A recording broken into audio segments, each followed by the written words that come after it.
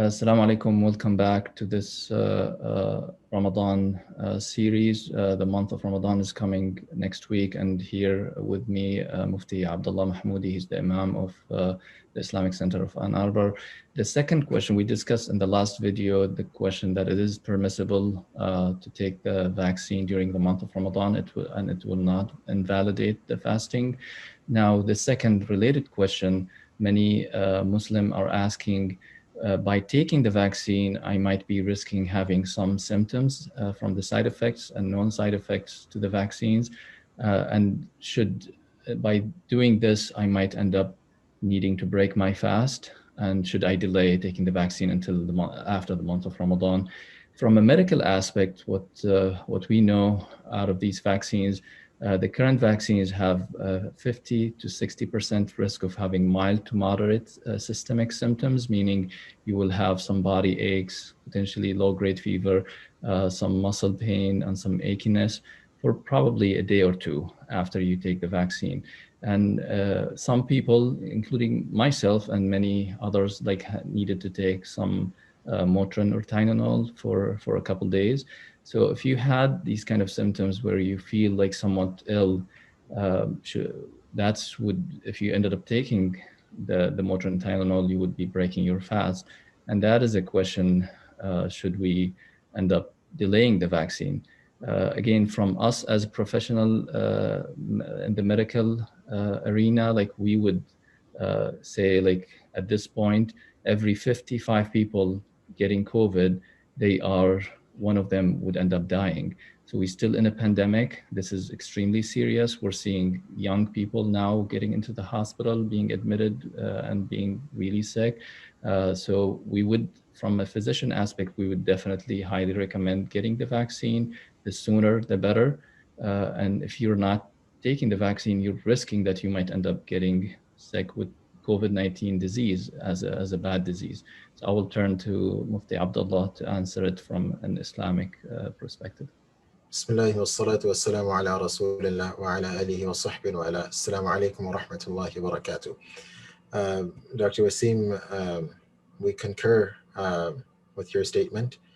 See, one of the maqasid of Sharia, one of the objectives of Sharia is the preservation of human life.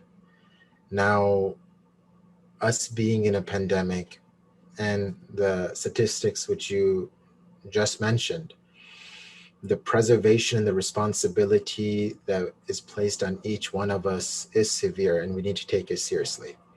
Now, the possibility of an individual becoming sick due to the side effects of the vaccine, Allah subhanahu wa ta'ala gives us a rukhsa. He gives us a way out if an individual is sick. Allah subhanahu wa ta'ala says, فَمَنْ كَانَ مِنْكُمْ مَرِيضًا أَوْ عَلَى سَفَرٍ فَعِدَّةٌ مِّنْ أَيَّامٍ أُخَرٍ. Where Allah subhanahu wa ta'ala is discussing the obligation of fasting. Allah subhanahu wa ta'ala says, if an individual is sick or he is traveling, how an individual makes that fast up, which he leaves out, is that he makes up the fast on another day. Now the fuqaha, they discuss that an individual is allowed to break his fast, or he's allowed to skip his fast in the month of Ramadan, which is an obligation on him if he is suffering from severe sickness. Now, what is meant by severe sickness? Just a few examples, and every individual can, so to say, judge himself based upon if he can fast that day and fulfill this obligation, or he will postpone it for another time. The first thing they say that the sickness that individual is experiencing, if he abstains from eating and drinking, it will only be made worse or will increase. Or they say that an individual's potential recovery will be delayed because he is fasting. Maybe he can't get the medical medical attention that he needs, the medicine that he has to consume.